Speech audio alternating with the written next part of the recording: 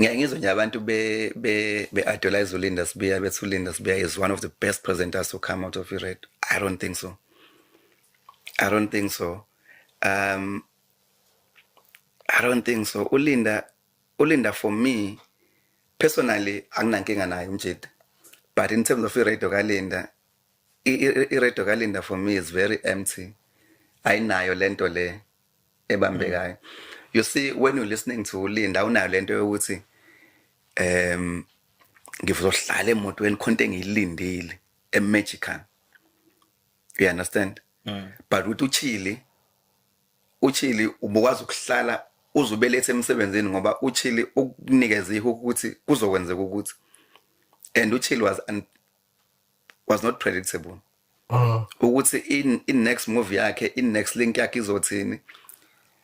I-link ne-link yachili was a jaw drop. You know, uLinda is just closing. Hey, zaga. There's nothing of substance that will come out of ilokhuzana kaLinda Sibiya. You understand? And iRadio yakhe for me umsindo.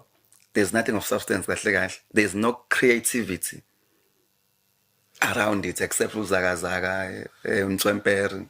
That's it.